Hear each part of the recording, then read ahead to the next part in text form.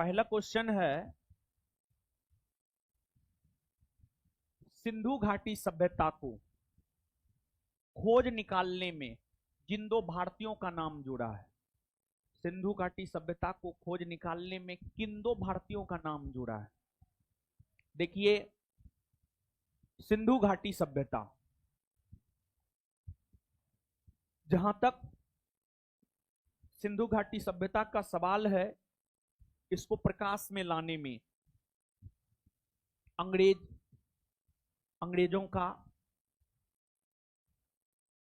के साथ साथ इसको प्रकाश में लाने में कुछ भारतीयों का भी योगदान रहा है।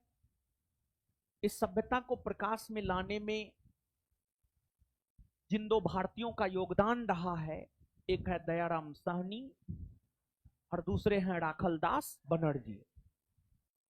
इन दोनों का योगदान कैसे रहा है? तो इन दोनों का योगदान रहा है, ये बात हम इस रूप में कह सकते हैं, क्योंकि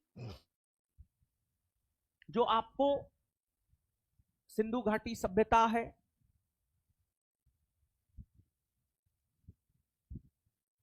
इस सभ्यता के प्रारंभिक स्थलों में हड़प्पा का नाम आता है।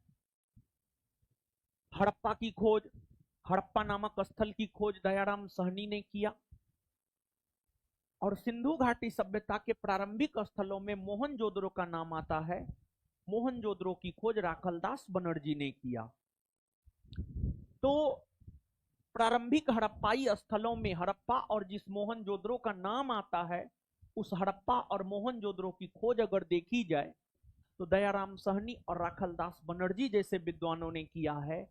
और ये दोनों स्थल वर्तमान में पाकिस्तान में है, जिसमें हड़प्पा रावी नदी पर और मोहनजोदड़ो सिंधु नदी पर। और उन दोनों स्थलों में भी अगर देखा जाए तो सबसे बड़ा हड़प्पाई स्थल मोहनजोदड़ो है। और हड़प्पा और मोहनजोदड़ो के बीच का डिस्टेंस लगभग 483 किलोमीटर है, लगभग 483 किलोमीटर है। और दोनों नदी आपस में एक दूसरे से सिंधु नदी द्वारा जुड़ा हुआ है। और ये दोनों हड़प्पा सभ्यता के प्रारंभिक स्थल है, और इन दोनों स्थलों की खोज करने में दयाराम साहनी और राखलदास बनर्जी जैसे भारतीयों का योगदान रहा है। इसी वजह से हम लोग यह कह सकते हैं कि हड़प्पा सभ्यता की खोज में जिन दो भारतीयों का योगदान रहा है, वो है दयाराम साहनी और राखलदास बनर्जी।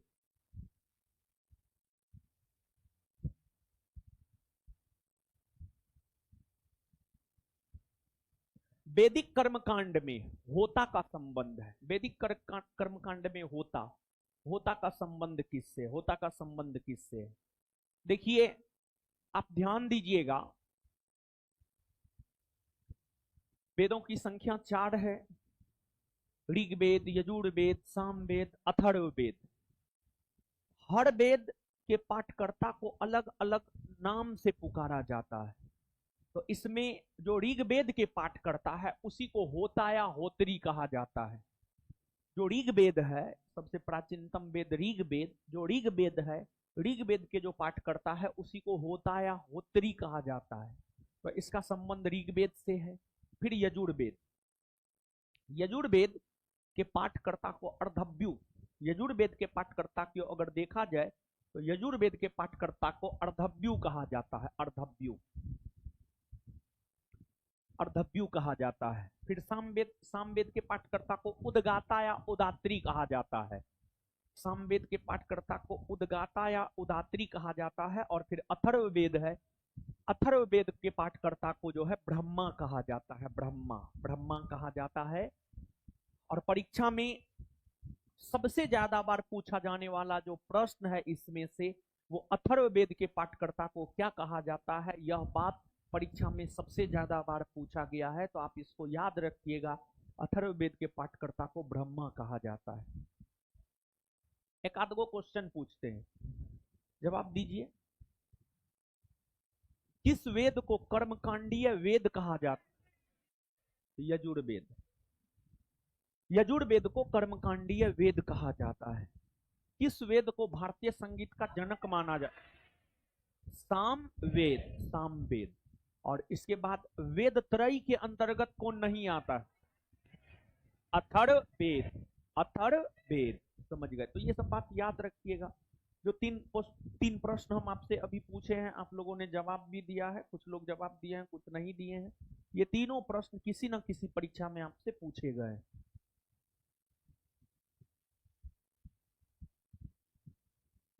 राजगृह का राजकीय चिकित्सक, राजगृह नालंदा में पड़ता है, जो 5 पहाड़ियों से घिरा हुआ है।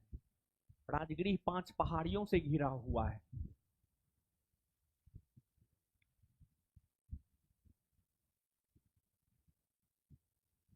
राजगृह 5 पहाड़ियों से घिरा हुआ है। राजगृह का राजकीय चिकित्सक जीवक, राजगृह का राजकीय चिकित्सक था जीवक। जीवक जिसे गणिका के पुत्र के रूप में जाना जाता है, उसका नाम है, देखिए गणिका। आज जिसे आप बेसिया कहते हैं ना, उसको पहले गणिका कहा जाता था। प्राचीन काल में उसको गणिका कहा जाता था। राजगृह का जो राजवेद जीवक था, वो गणिका का पुत्र था। वो जिस गणिका का पुत्र था उसका क्या नाम था, ये बात आपसे पूछा जा रहा है। तो वह जिस गणिका का पुत्र था, यानी क्वेश्चन ये पूछ रहा है जीवक की माता कौन थी। क्वेश्चन ये पूछ रहा है जीवक की माता कौन थी। जीवक की माता की अगर हम बात करें तो जीवक की माता थी सलावती। जीवक की माता थी सलावती, सलावती। और एक बात बाबू आप समझिएगा, जीवक, जीवक प्राचीन भारत के शल्य चिकित्सक के तौर पर याद किए जाते हैं। और जीवक की जो शिक्षा दीक्षा हुई है, जीवक की शिक्षा दीक्षा तक्षशिला विश्वविद्यालय में हुई है। तक्षशिला, जीवक की शिक्षा दीक्षा की अगर बात की जाए तो जीवक की शिक्षा दीक्षा तक्षशिला विश्वविद्यालय में हुई है। तक्षशिला। और तक्षशिला विश्वविद्यालय में सिर्फ जीवक की शिक्षा दीक्षा नहीं हुई है, बल्कि तक्षशिला विश्वविद्यालय में ही चरक की भी शिक्षा दीक्षा हुई है, चाणक्य की शिक्षा दीक्षा हुई है, कौशल नरेश प्रसेनजीत की शिक्षा दीक्षा हुई है, वसुबंधु, बौद्ध भिक्षुक वसुबंधु की शिक्षा दीक्षा हुई है। ये सभी लोग शिक्षा ग्रहण किए थे तक्षशिला विश्वविद्यालय में। और जीवक कई वर्षों तक कठोर तपस्या के बाद 7 से 8 साल तक कठोर तपस्या किए। कहाँ था तुम इतना दिन से? नजर नहीं आता था, आता था। जीवक 7 से 8 साल तक आयुर्वेद को लेकर के अध्ययन किए। और जीवक एक आयुर्वेदाचार्य हुआ करते थे। जीवक एक आयुर्वेदाचार्य हुआ करते थे। उनकी माता सलावती थी। और इन्होंने, जीवक ने महात्मा बुद्ध की सेवा की है। महात्मा बुद्ध को पेट से संबंधित रोग हुआ था, और महात्मा बुद्ध को जो पेट से संबंधित रोग हुआ था, उसका उपचार जीवक ने ही किया था। फिर जीवक बिंबिसार की सेवा किया था। जीवक जो है चंद्रप्रद्योत, चंद्रप्रद्योत की सेवा किया था। तो अच्छे चिकित्सक थे अपने समय के। जो है जीवक अच्छे चिकित्सकों में गिना जाता था, या यूं कहे सर्वोपरि चिकित्सक थे जीवक।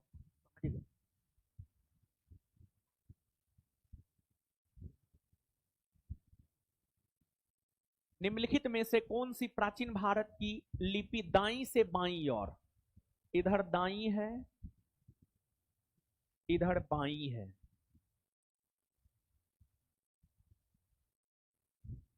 बाबू आपसे यह पूछा जा रहा है कि कौन ऐसी लिपि है जो दाई से बाई ओर लिखी जाती है। भारत एक संप्रभुत्व संपन्न समाजवादी पंथ निरपेक्ष लोकतांत्रिक गणराज्य, दाई से बाई और कौन लिपि लिखी जाती? तो दाई से बाई और खरोष्टी लिपि लिखी जाती है। खरोष्टी लिपि, खरोष्टी लिपि, खरोष्टी लिपि लिखी जाती है। खरोष्टी लिपि, खरोष्टी लिपि एक विदेशी लिपि है।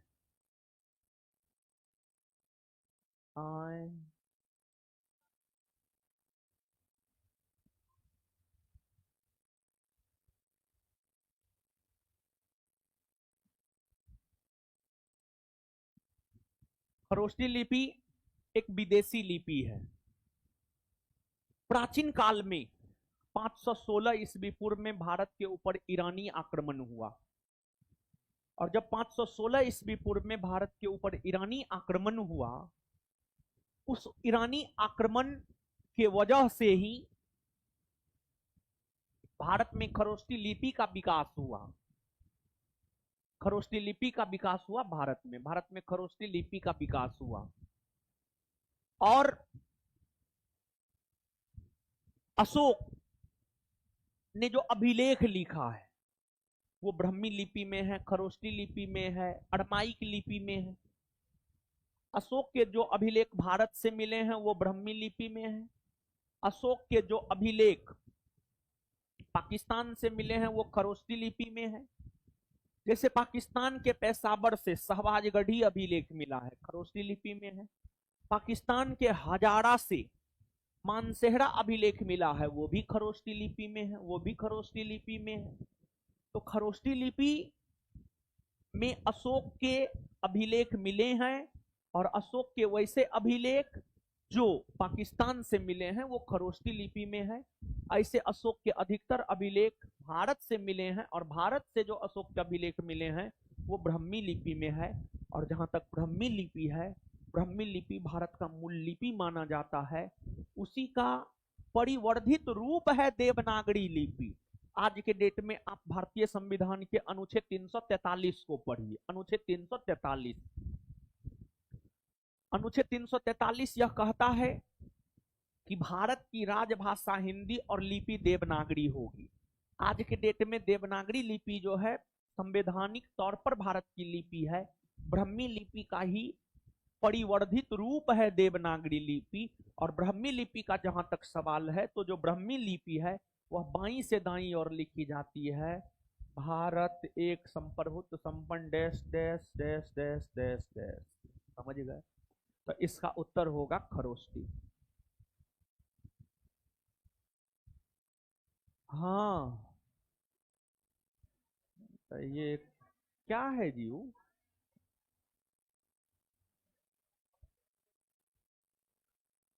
है? आगे आइएगा। इनमें से किस आयुर्वेदाचार्य ने तक्षशिला विश्वविद्यालय में शिक्षा प्राप्त की थी? देखिए बाबू, एक लाइन आप जानिए सीधा सीधा।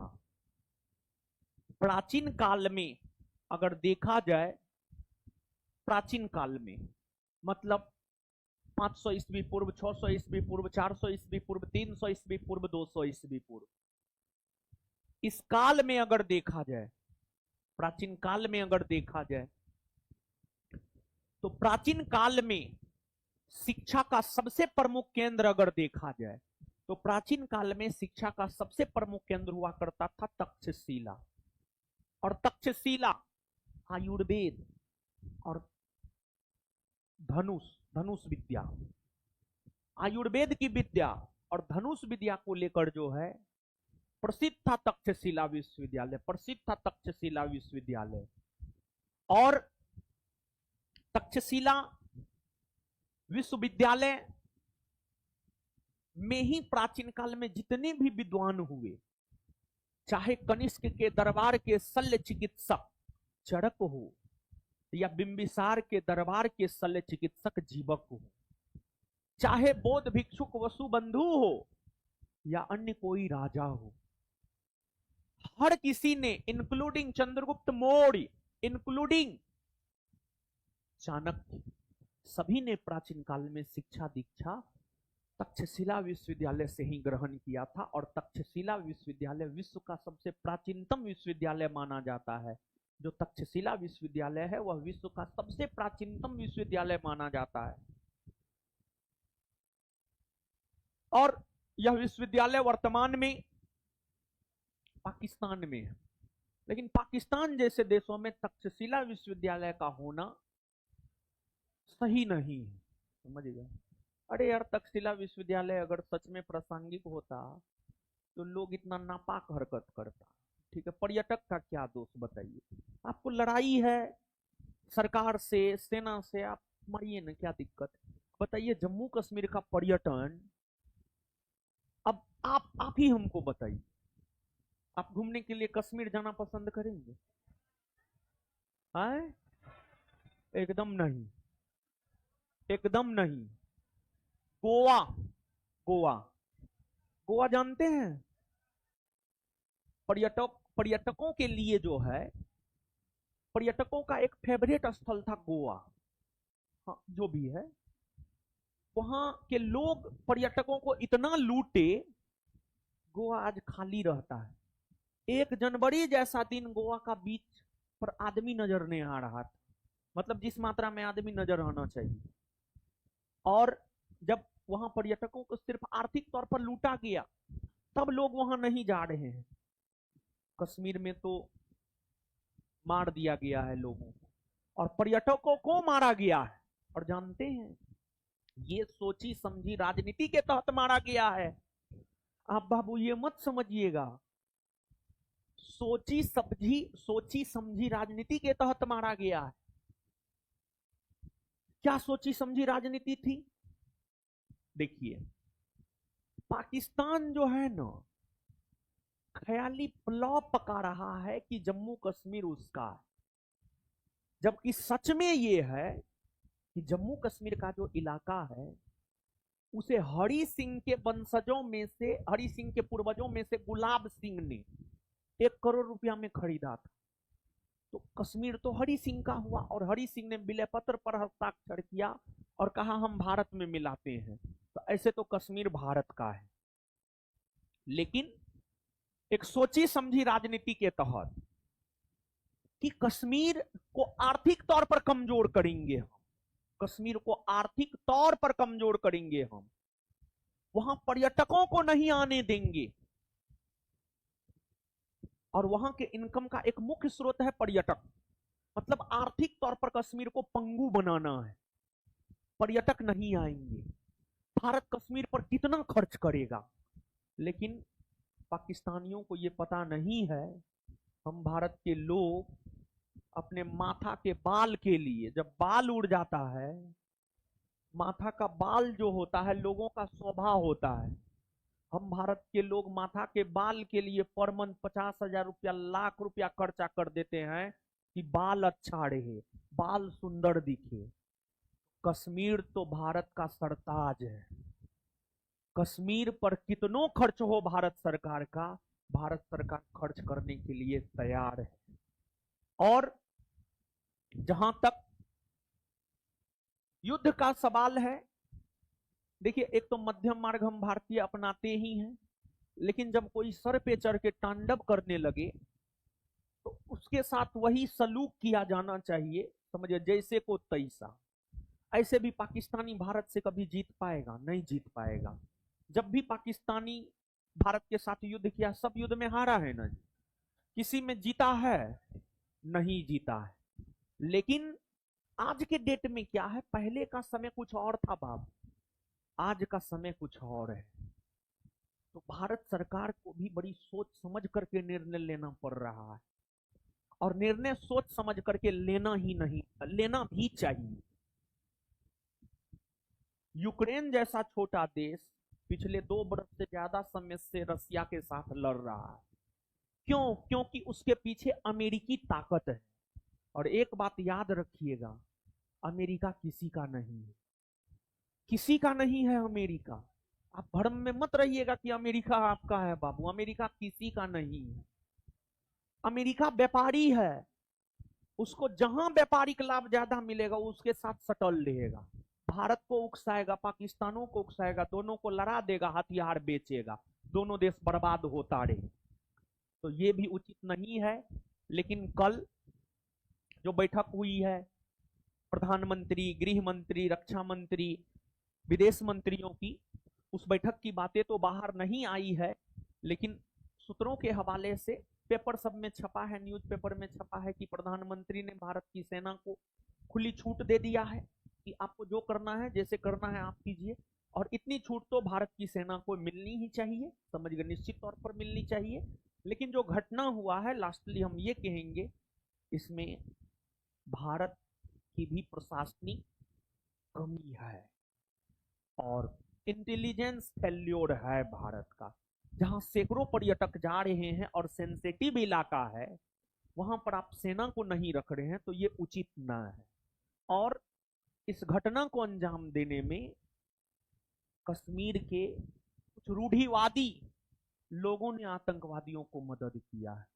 ऐसा उनको नहीं करना चाहिए। जिसका खाते हैं महाराज उसका गुण गाइए। देश प्रेम पता है सबसे बड़ा प्रेम होता है।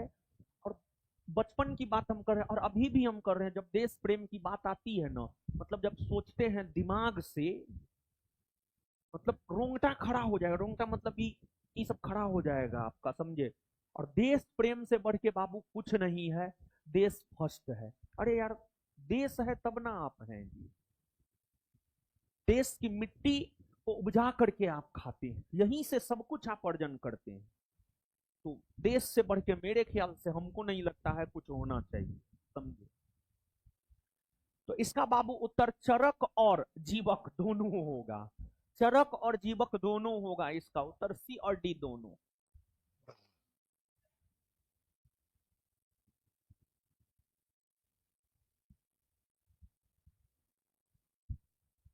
निम्नलिखित स्थानों में से कौन सा स्थान पूर्व मध्यकाल में शिक्षा का केंद्र नहीं था? पूर्व मध्यकाल का मतलब क्या है बाबू जानते हैं? मध्यकाल, मध्यकाल का मतलब बाबू सामान्य तौर पर माना जाता है, मध्यकाल का मतलब सामान्य तौर पर बाबू माना जाता है कि आपको कुछ इतिहासकार मध्यकाल का मतलब लिखते हैं 800 ईस्वी से लेकर के 1707 ईस्वी। 1707 ईस्वी ये मध्यकाल। मध्यकाल के ठीक पहले पूर्व मध्यकाल। मध्यकाल सामान्य तौर पर कुछ इतिहासकारों के द्वारा 800 ईस्वी से 1707 ईस्वी। इससे पहले मतलब 600 ईस्वी 700 ईस्वी, उस समय पूर्व मध्यकाल के समय शिक्षा का केंद्र नहीं था। नालंदा एकदम था। गुप्त काल में नालंदा विश्वविद्यालय का निर्माण हुआ है। पूर्व मध्यकाल में शिक्षा का केंद्र नालंदा था। विक्रमशिला, हाँ विक्रमशिला भी था। ओदनपुरी, हाँ विक्रमशिला में विश्वविद्यालय का निर्माण, ओदनपुरी में विश्वविद्यालय का निर्माण पाल शासकों ने करवाया है। 6ठी 7वीं सदी ईस्वी में करवाया है। और नालंदा में 6ठी सदी ईस्वी में करवाया, 5वीं 6ठी सदी ईस्वी में करवाया है। तो ये सब तो पूर्व मध्यकाल में शिक्षा का केंद्र था। तक्षशिला नहीं था। तक्षशिला प्राचीन काल में, मतलब 600 ईस्वी पूर्व में। आप देखिए ना, बिंबिसार का शासन काल, जीवन काल, शासन 544 ईस्वी पूर्व से 492 ईस्वी पूर्व। 544 ईस्वी पूर्व से 492 ईस्वी पूर्व आप देखिए तो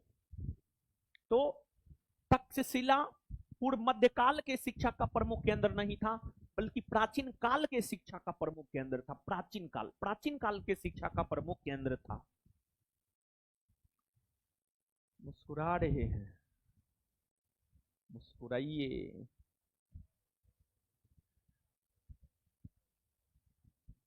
निम्नलिखित में से किसने महमूद गजनबी के हमले के बाद सोमनाथ मंदिर का पुनर्निर्माण करवाया? देखिए, महमूद गजनबी का जहां तक सवाल है, ये भारत पर बार बार आक्रमण कर रहा था। महमूद गजनबी भारत पर बार बार आक्रमण कर रहा था। महमूद गजनबी भारत पर बार बार आक्रमण क्यों कर रहा था? तो महमूद गजनबी को चाहिए अकूत संपत्ति। महमूद गजनबी अकूत संपत्ति प्राप्ति को लेकर भारत पर बार बार आक्रमण कर रहा था। लेकिन महमूद गजनबी को धन संपत्ति मिलिए नहीं रहा था भारत में। तो जब महमूद गजनबी बार बार आक्रमण कर रहा था, तो महमूद गजनबी को कुछ इतिहासकारों ने यह सलाह दिया कि आप भारत के मंदिर पर आक्रमण कीजिए। भारत के लोग अपनी संपत्ति मंदिर में रखते हैं, और उस समय सच में लोग मंदिर में अपनी संपत्ति रखते थे। तो जब महमूद गजनबी मंदिर पर आक्रमण करना शुरू किया और मंदिर को ध्वस्त करना शुरू किया, मंदिर को ध्वस्त करके वहां से संपत्ति लूटना शुरू किया, तो मंदिर पर जब आक्रमण करने लगा महमूद गजनबी, तब महमूद गजनबी को जो है धन संपत्ति मिलने लगा। महमूद गजनबी को पता चला गुजरात का सोमनाथ मंदिर में अकुत संपत्ति है। गुजरात के सोमनाथ मंदिर में जो अकुत संपत्ति थे, उस संपत्ति को प्राप्त करने के लिए महमूद गजनबी ने 1024-25 ईस्वी में सोमनाथ मंदिर पर आक्रमण किया, सोमनाथ मंदिर को लूटा और सोमनाथ मंदिर से महमूद गजनबी को बहुत अधिक संपत्ति की प्राप्ति हुई। फिर जब उसको सोमनाथ मंदिर को लूटने से बहुत अधिक संपत्ति की प्राप्ति हुई तो फिर महमूद गजनबी सोमनाथ मंदिर से प्राप्त संपत्ति लेकर वापस अपने साम्राज्य को लौटने लगे। बीच में जाटों ने, कहां के जाट,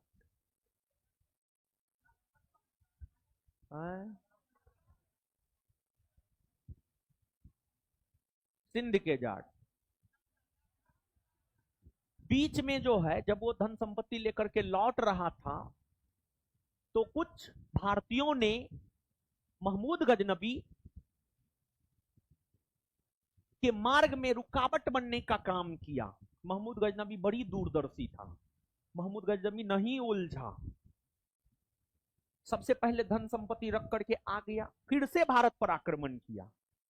तो महमूद गजनबी जब सोमनाथ मंदिर पर आक्रमण किया था तो सोमनाथ मंदिर को क्षतिग्रस्त कर दिया, फिर से सोमनाथ मंदिर का पुनर्निर्माण करवाया गया और सोमनाथ मंदिर पहले जो है ईंट का बना हुआ था, बाद में जाकर सोमनाथ मंदिर का पुनर्निर्माण करवाया गया और सोमनाथ मंदिर को पत्थरों का बनवाया गया। महमूद गजनबी के आक्रमण के बाद सोमनाथ मंदिर का पुनर्निर्माण करवाया था भीमदेव, भीमदेव करवाया था। तैमूर ने किसके शासनकाल में भारत पर आक्रमण किया था? देखिए तैमूर का जहां तक सवाल है, तैमूर ने भारत पर आक्रमण किया था 1398 ईस्वी में।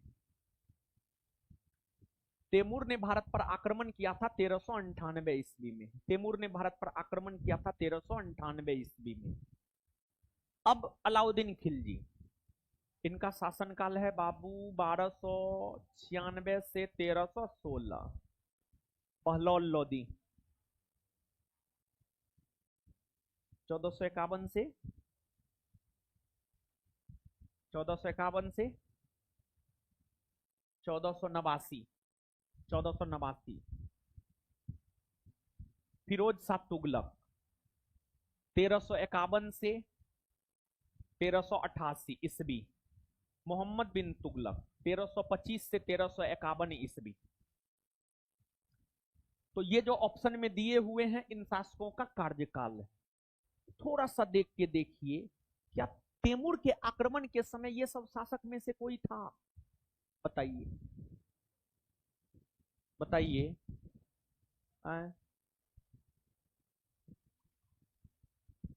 तैमूर का जब आक्रमण हुआ था उस समय इन शासकों में से कोई था? नहीं था।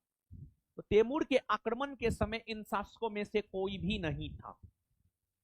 आखिरकार तैमूर के आक्रमण के समय कौन था सुल्तान भारत का? तो तैमूर के आक्रमण के समय भारत का सुल्तान हुआ करता था नासिरुद्दीन महमूद शाह। नासिरुद्दीन महमूद शाह। इनका कार्यकाल है 1394 से 1412। तो 1394 से 1412 के बीच में ही 1398 है। जब 1398 में तैमूर का आक्रमण हुआ था तो शासक हुआ करते थे नासिरुद्दीन महमूद शाह। इनका संबंध तुगलक वंश से है। तैमूर जब भारत पर आक्रमण किया ना तो तैमूर भारत पर आक्रमण करके भारत को लूटा और भारत को लूटने के बाद तैमूर वापस चला गया।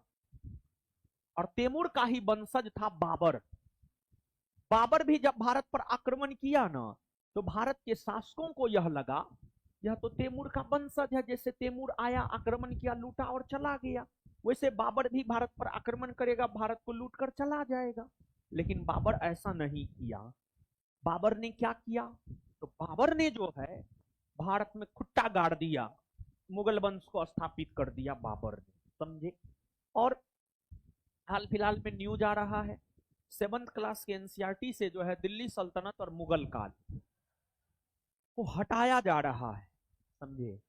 फिर मुगल को हटाइएगा और दिल्ली सल्तनत को अगर आप हटाइएगा तो फिर अलाउद्दीन खिलजी जिस हिंदू राजा के साथ युद्ध किया,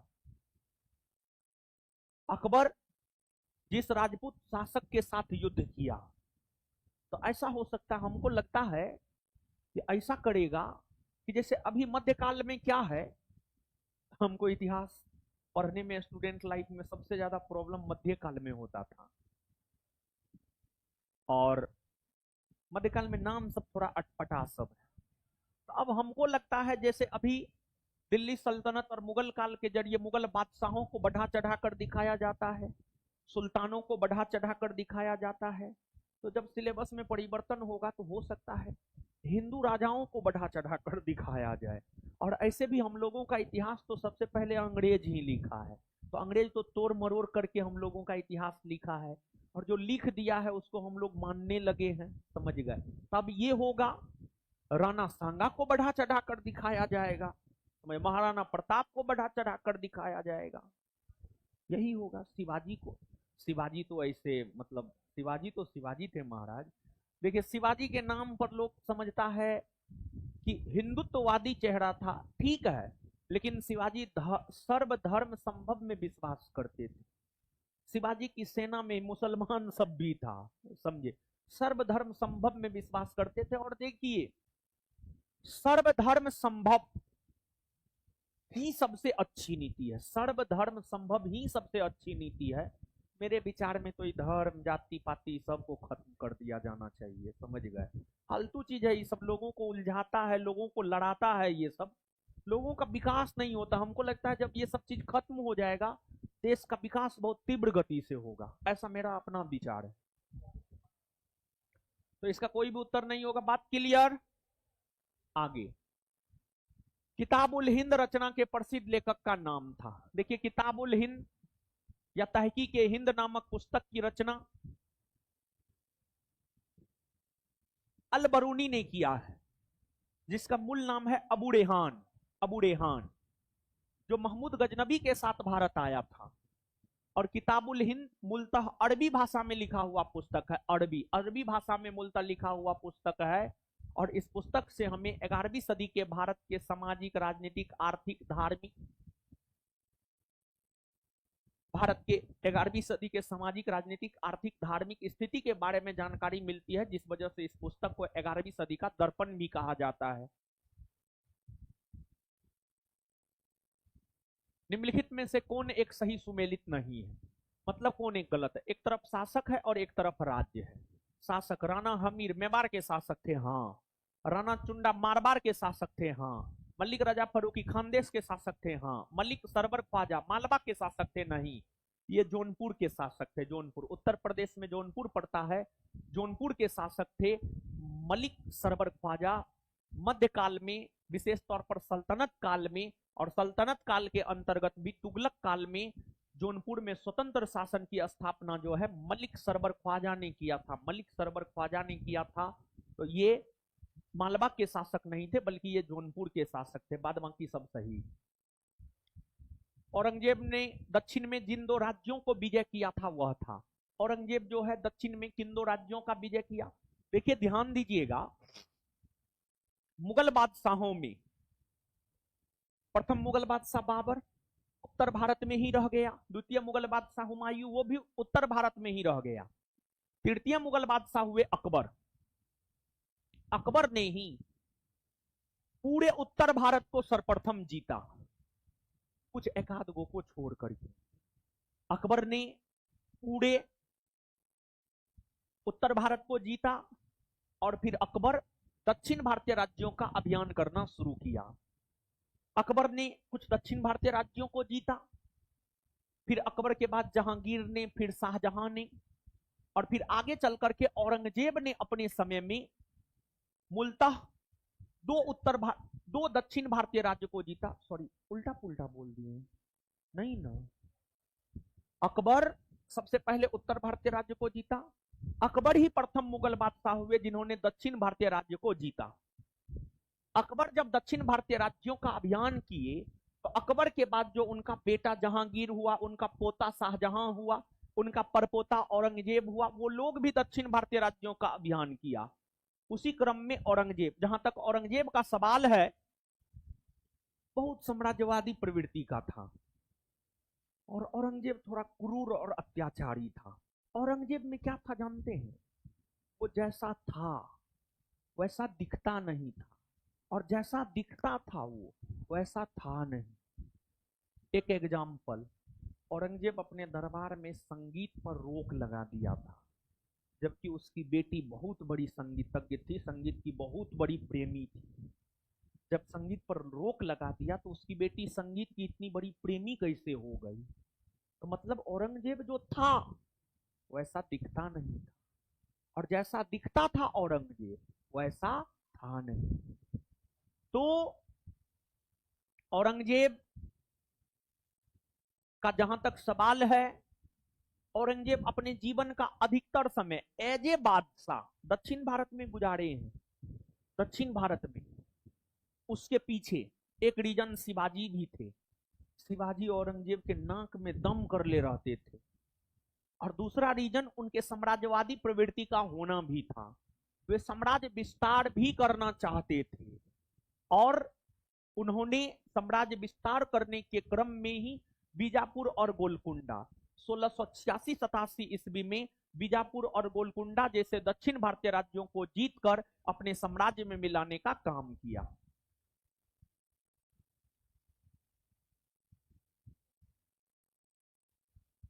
अकबर द्वारा बनाई गई कौन सी इमारत का नक्शा बोध विहार के समान है? पंचमहल। फतेहपुर सिकरी में स्थित पंचमहल का नक्शा बोध विहार के समान। लॉर्ड वेलेजली की सहायक संधि को स्वीकार करने वाला पहला मराठा सरदार था। लॉर्ड वेलेजली ने सहायक संधि का सूत्रपात 1798 में किया, और इसी सहायक संधि के तहत लॉर्ड वेलेजली ने भारत में ब्रिटिश साम्राज्य का विस्तार किया, और इस सहायक संधि को सर्वप्रथम हैदराबाद के निजाम ने स्वीकार किया था, लेकिन आगे चल करके मैसूर हो गया, मराठा हो गया, ये सब भी सहायक संधि को स्वीकार किया था। और उसी क्रम में सहायक संधि को स्वीकार करने वाला प्रथम मराठा सरदार हुआ बाजीराव द्वितीय। बाजीराव द्वितीय, जिन्होंने 1802 ईस्वी में सहायक संधि को स्वीकार किया। और मराठा पेशवा बाजीराव द्वितीय, जो कि अंतिम मराठा पेशवा है। मराठा पेशवा बाजीराव द्वितीय की अगर हम बात करें तो बाजीराव द्वितीय अंतिम मराठा पेशवा है। इन्होंने सहायक संधि को स्वीकार किया। ये कठपुतली पेशवा था। इस पेशवा को गद्दी पर अंग्रेजों ने बैठाया था। इस पेशवा को गद्दी पर अंग्रेजों ने बैठाया था, और ये पेशवा अंग्रेजों के इशारे पर चला करता था। ये पेशवा अंग्रेजों के इशारे पर चला करता था। और इन्होंने जब 1802 ईस्वी में सहायक संधि को स्वीकार किया, यही घटना द्वितीय आंग्ल सिख युद्ध का तत्कालिक का द्वितीय आंग्ल मराठा युद्ध का तत्कालिक कारण बना। 3 गो आंग्ल मराठा युद्ध हुआ है, उसमें जो द्वितीय आंग्ल मराठा युद्ध है उसका तत्कालिक कारण बना मराठा पेशवा बाजीराव द्वितीय द्वारा सहायक संधि को स्वीकार किया जाना।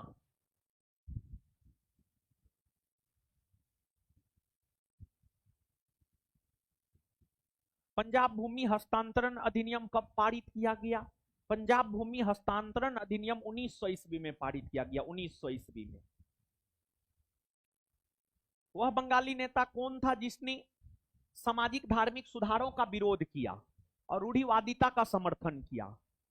मतलब सामाजिक धार्मिक सुधार का विरोध किया, मतलब समाज में तथा धर्म के क्षेत्र में जो सुधार हो रहे थे उसका विरोध किया, और रूढ़िवादिता का समर्थन किया। राधाकांत देव। राधाकांत देव। राधाकांत देव राजाराम मोहन राय के समकालीन थे, और कुछ दिन तक राजाराम मोहन राय के साथ मिलकर भी राधाकांत देव ने समाज सुधार का कार्य किया था। लेकिन बाद में वैचारिक मतभेद दोनों के बीच हो गया। दोनों अपने अपने विचारधारा पर काम करने लगे, और फिर जो राधाकांत देव थे उन्होंने सामाजिक धार्मिक सुधारों का विरोध किया। कहिएगा कैसे? सती प्रथा को समाप्त करने को लेकर राजाराम मोहन राय आंदोलन चला रहे थे, और जब सती प्रथा को समाप्त करने को लेकर राजाराम मोहन राय आंदोलन चला रहे थे तो उसका विरोध राधाकांत देव कर रहा था। और राधाकांत देव का मानना था कि नहीं, सती प्रथा लागू रहना चाहिए। जबकि सती प्रथा का अंत किया जाना एकदम आवश्यक था। अरे ठीक है, पति मर गया तो पत्नी को जीने का अधिकार क्यों नहीं होगा? एकदम होगा, एकदम होगा। दोनों अलग अलग माँ के गर्भ से उत्पन्न हुआ है, हस्बैंड वाइफ दोनों अलग अलग माँ के गर्भ से उत्पन्न हुआ है, दोनों का अपना अलग अलग कर्म है, दोनों का अपना अलग अलग जन्मभूमि है, समझ गए?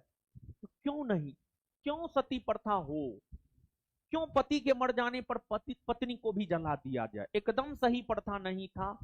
तो राजा राम मोहन राय द्वारा जिस सती प्रथा के खिलाफ आंदोलन किया जा रहा था, उस सती प्रथा का समर्थन राधाकांत देव कर रहे थे। इसी वजह से राधाकांत देव को लेकर के हम लोग कह सकते हैं कि उन्होंने सामाजिक धार्मिक सुधारों का विरोध किया और रूढ़िवादिता का समर्थन किया। और अपने समय के बहुत बड़े जमींदार हुआ करते थे राधाकांत देव, अपने समय के बहुत बड़े जमींदार हुआ करते थे बंगाल के राधाकांत देव।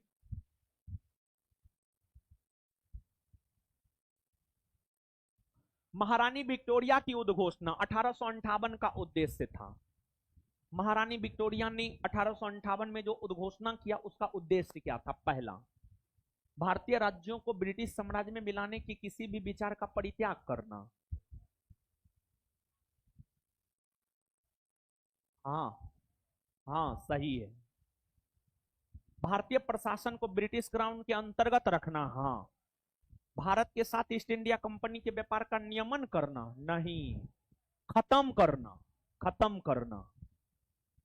एक और दो, देखिए ध्यान दीजिएगा, सुनिएगा बाबू।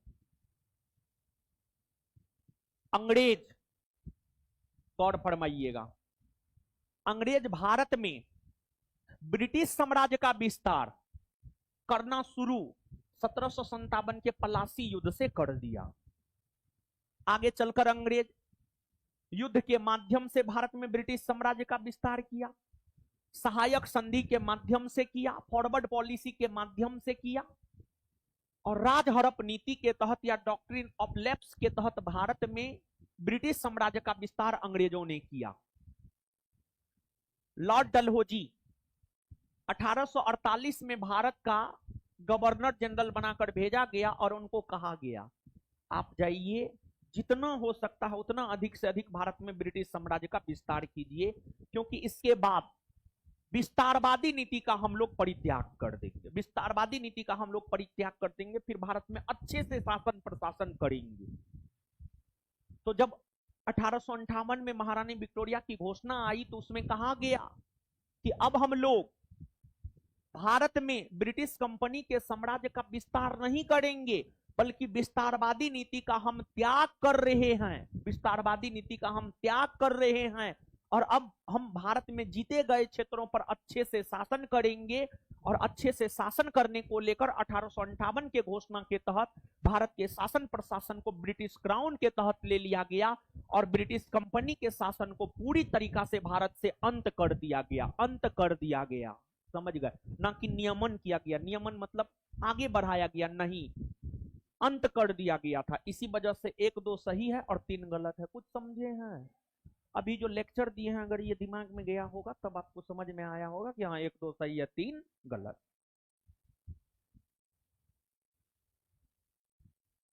वर्ष 1917 में चंपारण सत्याग्रह से कौन संबंधित नहीं? देखिए जहां तक चंपारण सत्याग्रह का सवाल है, आप सब लोग जानते हैं कि बिहार के चंपारण के भितिहरवा गांव के किसान नेता राजकुमार शुक्ल के कहने पर ही महात्मा गांधी अप्रैल 1917 में चंपारण आए और चंपारण सत्याग्रह किए। चंपारण सत्याग्रह से ऐसे तो चंपारण सत्याग्रह का नेतृत्व महात्मा गांधी ने किया था, लेकिन वे राजकुमार शुक्ल के कहने पर आए थे और वे भितिहरवा गांव के थे राजकुमार शुक्ल, और चंपारण सत्याग्रह की शुरुआत भितिहरवा गांव से ही हुई है। तो कहीं ना कहीं राजकुमार शुक्ल चंपारण सत्याग्रह से संबंधित है। जब यह सत्याग्रह होने लगा तो जितने भी गांधीवादी नेता थे, चाहे राजेंद्र प्रसाद हो, जेबी कृपलानी हो, ये सब लोग गांधी जी का सहयोग और समर्थन दिए। लेकिन इन नेताओं में राम मनोहर लोहिया का चंपारण सत्याग्रह से संबंध नहीं रहा है। और गांधी जी जब चंपारण सत्याग्रह कर रहे थे तो उनके चंपारण सत्याग्रह का विरोध एनजी रंगा ने किया था, लेकिन उसके विरोध के बावजूद गांधी जी चंपारण सत्याग्रह को जारी रखे और चंपारण सत्याग्रह के तहत ही चंपारण के क्षेत्र में तिनकठिया प्रथा पर निषेध लगाया गया, मतलब रोक लगाया गया। इस प्रश्न का उत्तर हो जाएगा राम मनोहर लोहिया।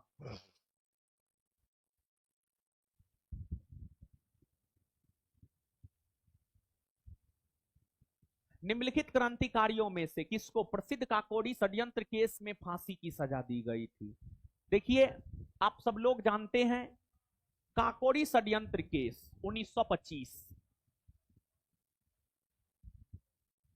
9 अगस्त 1925 को ब्रिटिश सरकार का खजाना जो सहारनपुर से लखनऊ जा रहा था, उसे काकोरी नामक स्टेशन पर भारत के जिन क्रांतिकारियों ने लूट लिया, उन क्रांतिकारियों पर ही जो मुकदमा चलाया गया है, उसी मुकदमा को इतिहास में काकोरी षड्यंत्र केस कहते हैं। और काकोरी षड्यंत्र केस के अंतर्गत वर्ष 1927 ईस्वी में 4 क्रांतिकारियों को फांसी की सजा सुनाई गई। अशफाक उल्लाह खां, राजेंद्र लाहिड़ी, रोशन सिंह, राम प्रसाद बिस्मिल। अशफाक उल्लाह खां, राजेंद्र लाहिड़ी, रोशन सिंह और राम प्रसाद बिस्मिल, यही 4 क्रांतिकारियों को काकोरी षड्यंत्र केस में फांसी की सजा दी गई थी। आंसर हो जाएगा 1 2 3 5, 1 2 3 और भगत सिंह का जहां तक सवाल है, इन्हें लाहौर षड्यंत्र केस के अंतर्गत फांसी की सजा दी गई थी।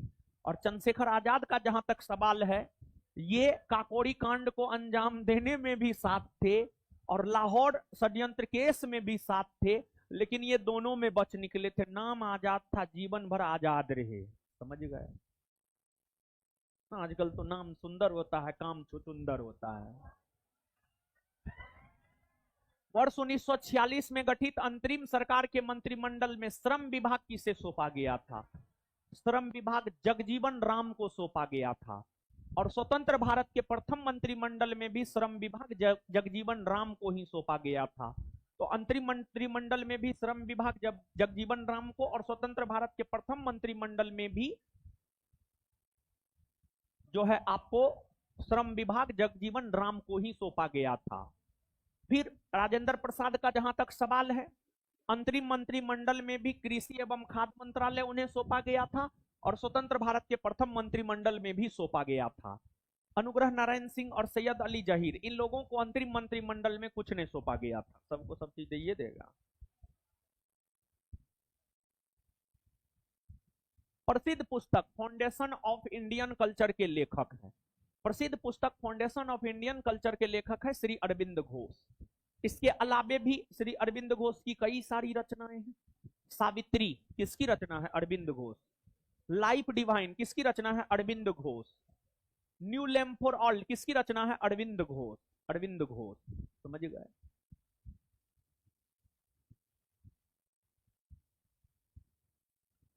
निम्नलिखित में से कौन सा सौरमंडल का भाग नहीं है? देखिए, जैसे एक परिवार होता है, परिवार में माता पिता, दादा दादी, भाई बहन, चाचा चाची सब होता है, वैसे ही सौर मंडल या सौर परिवार, सोलर सिस्टम, सौर परिवार के अंतर्गत सूर्य आते हैं, ग्रह आते हैं, उपग्रह आते हैं, धूमकेतु आता है, इसके बाद जो है धूमकेतु के बाद क्षुद्र ग्रह आता है। ये सब सौरमंडल के अंतर्गत आता है। लेकिन अगर बात निहारिका की करे तो निहारिका जो है सौरमंडल का भाग नहीं है। निहारिका लड़की का भी नाम होता है। हमारे साथ एक लड़की पढ़ती थी, 8th क्लास में, हमको लगता है 8th क्लास में पढ़ती थी, उसका नाम निहारिका था। फिर शादी उदी हो गया। आप लोग तो ऐसे हल्ला करते हैं ना। आगे आइएगा। लेकिन बहुत तेज लड़की थी। ठीक है,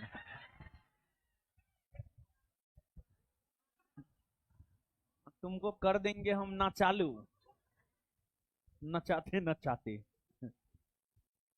पढ़ने में भी ठीक ठाक थी, पढ़ने के दृष्टिकोण से हम बोले थे, पढ़ने में ठीक ठाक थी। ठीक है सांद्रो, है सांद्रो।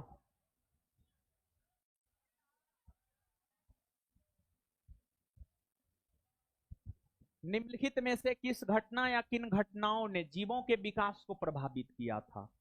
किस घटना या किन घटनाओं ने जीवों के विकास को प्रभावित किया था? जीव जंतु, महाद्वीपीय विस्थापन। हाँ हाँ। अरे एक बात बताइए, सीधी सी बात है, कहीं झुग्गी झोपड़ी है, वहां पर मानव रह रहा है, वहां से अतिक्रमण हटाया जाए, वहां से मानव को हटाया जाए, तो मानव का जीवन प्रभावित होगा या नहीं? एकदम होगा। महाद्वीपीय विस्थापन सिद्धांत मतलब महाद्वीपों का मतलब जैसे है क्या, जैसे आज आप जिस रूप में देख रहे हैं, आज आप जिस रूप में चीजों को देख रहे हैं, उस रूप में पहले वैसा थोड़े था। सभी महादेश आपस में एक दूसरे के साथ सटे हुए थे, विभाजन हुआ, सभी महाद्वीप जो आपस में एक दूसरे के साथ सटे हुए थे उसको पेंजिया कहा गया, उसके चारों तरफ जल था, उसको पेंथालासा कहा गया। पेंजिया में विखंडन हुआ, अंगारा लैंड गोंडवाना लैंड बना, फिर अंगारा लैंड में विखंडन हुआ, उत्तरी अमेरिका महादेश यूरोप और एशिया बना, गोंडवाना लैंड में विखंडन हुआ, दक्षिणी अमेरिका, अफ्रीका, भारत, ऑस्ट्रेलिया बना। तो यही जो स्थलखंड विखंडित होकर, स्थलखंड विखंडित होकर खिसके हैं एक स्थान से, यही तो महाद्वीपीय विस्थापन सिद्धांत है। और जब महाद्वीप खिसकता है तो जो जल में जीव जंतु है उसका जीवन निश्चित तौर पर प्रभावित होता है, एकदम प्रभावित होता है। हिमानी चक्र, हाँ, इससे भी प्रभावित होता है। तो आंसर होगा दोनों, एक और दो, दोनों। निम्नलिखित में से कौन अन्य तीनों की तुलना में ज्यादा सूर्य की रोशनी परावर्तित करती है? ताजा बर्फ से ढकी भूमि, ताजा बर्फ से ढकी भूमि जो है अन्य तीनों की तुलना में ज्यादा सूर्य की रोशनी परावर्तित करती है। विश्वतीय प्रतिधाराओं के पूर्वाभिमुख प्रवाह की व्याख्या किससे होती है? तो विश्वतीय धाराओं का अभिसरण ही विश्वतीय प्रतिधाराओं के पूर्वाभिमुख प्रवाह की व्याख्या करती है। चिली यानी चिकवी कामाटा मतलब चिली किस खनिज के लिए विश्व प्रसिद्ध है? चिली तांबा के लिए विश्व प्रसिद्ध है, तांबा। और चिली जो है यहां है, दक्षिणी अमेरिका महादेश का एक देश है चिली। लैटिन अमेरिका में यूरोपीय और इंडियन मिश्रित रक्त वाले व्यक्ति को कहा जाता है मेस्टिजो।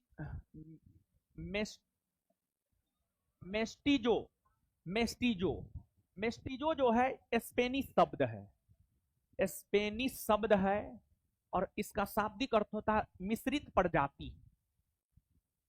मेस्टिजो स्पेनिश शब्द है, इसका शाब्दिक अर्थ होता है मिश्रित प्रजाति, मिश्रित प्रजाति। दक्षिण अमेरिका का वह कौन सा नगर है जो अपनी चौड़ी सड़कों के कारण अमेरिका का पेरिस कहलाता है? दक्षिणी अमेरिका महादेश में एक देश है अर्जेंटीना, और अर्जेंटीना की राजधानी है ब्यूनर्स आयर्स। अर्जेंटीना की राजधानी ब्यूनर्स आयर्स को पेरिस, ब्यूनर्स आयर्स में पेरिस के तरह सड़कों का निर्माण किया गया है, इसलिए दक्षिण अमेरिका का पेरिस ब्यूनर्स आयर्स को कहा जाता है, जो कि अर्जेंटीना की राजधानी है।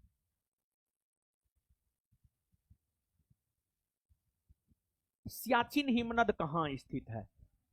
सियाचिन हिमनद, देखिए भारत का सबसे बड़ा हिमनद अगर देखा जाए, हिमनद अंग्रेजी ग्लेशियर, ग्लेशियर बर्फ का टुकड़ा, ग्लेशियर बर्फ का टुकड़ा, बर्फ का टुकड़ा। भारत का सबसे बड़ा ग्लेशियर सियाचिन ग्लेशियर है, और यह ग्लेशियर जो है लद्दाख में है, और यह ग्लेशियर 70 किलोमीटर से ज्यादा भूभाग में फैला हुआ है। और यह जो ग्लेशियर है, यह ग्लेशियर नुब्रा घाटी के उत्तर में है।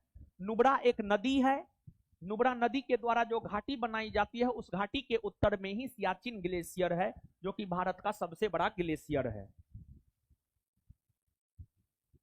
बिहार में प्रवाहित होने वाली निम्न नदियों में से उत्तर की ओर प्रवाहित होने वाली कौन सी नदी है?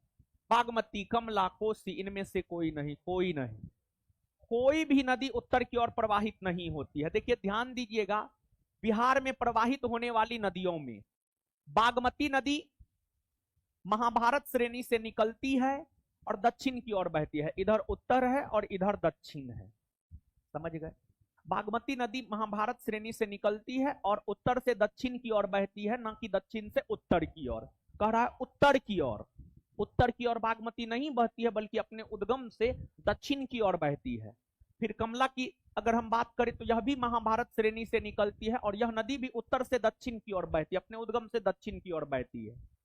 फिर कोसी नदी की अगर हम बात करें तो यह भी नेपाल के गोसाईथान चोटी से निकलती है और यह नदी भी अपने उद्गम से दक्षिण की ओर बहती है, दक्षिण की ओर बहती है।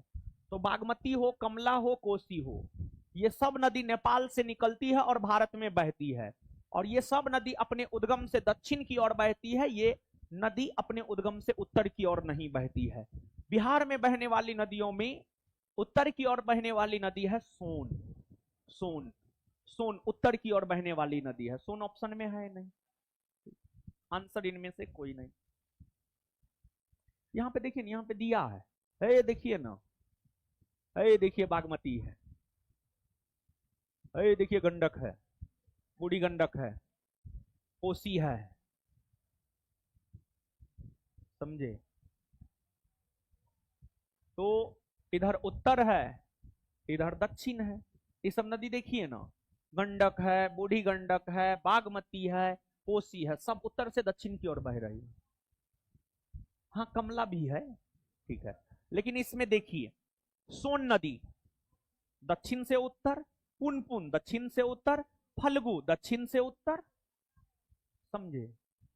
तो सोन ही नहीं, पुनपुन भी, फल्गु भी, ये सब नदी भी जो है दक्षिण से उत्तर की ओर बहती है। तो बिहार में बहने वाली नदियों में ये सब नदी उत्तर की ओर बहती है। नीचे से लिखिए तो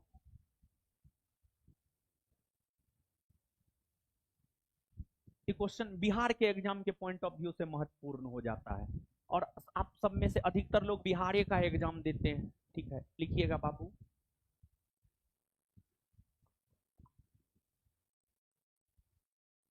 गंडक,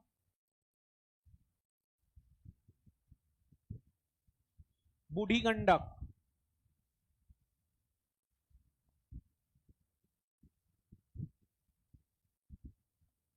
गंडक, बूढ़ी गंडक, गंडक, बूढ़ी गंडक, कमला, कमला, बागमती, कोसी, बागमती, कोसी इत्यादि, बागमती, कोसी इत्यादि बिहार में बहने वाली, इत्यादि बिहार में बहने वाली ऐसी नदी है, ऐसी नदी है जो अपने उद्गम से, जो अपने उद्गम से, जो अपने उद्गम से उत्तर से दक्षिण की ओर बहती है, जो अपने उद्गम से उत्तर से दक्षिण की ओर बहती है, जो अपने उद्गम से उत्तर से दक्षिण की ओर बहती है। लेकिन ध्यान रहे कि, लेकिन ध्यान रहे कि सोन, सोन, सोन, पुनपुन, फल्गु, सोन, पुनपुन, फल्गु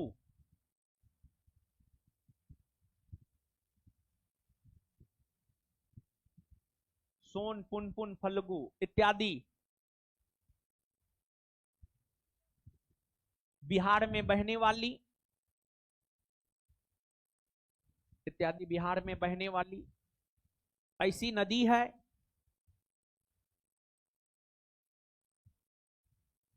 ऐसी नदी है जो अपने उद्गम से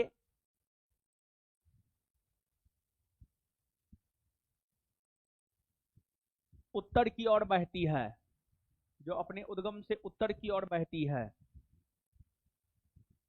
जो अपने उद्गम से उत्तर की ओर बहती है, जो अपने उद्गम से उत्तर की ओर बहती है।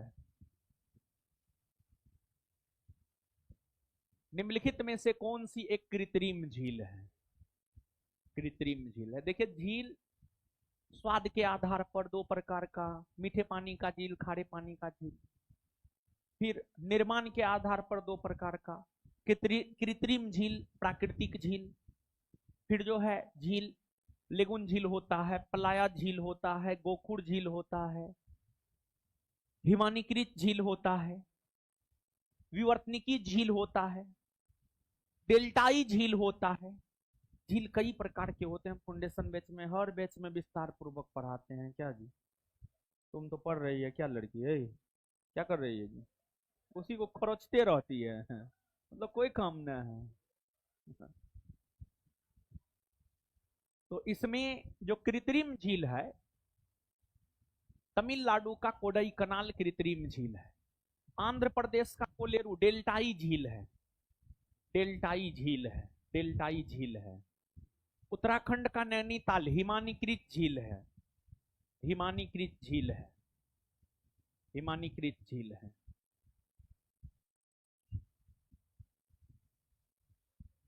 भारत में एग्रो इकोलॉजिकल जोन्स की कुल संख्या कितनी है? कृषि पारिस्थितिकी क्षेत्रों की कुल संख्या 20 है, 20। याद रख लीजिएगा बाबू।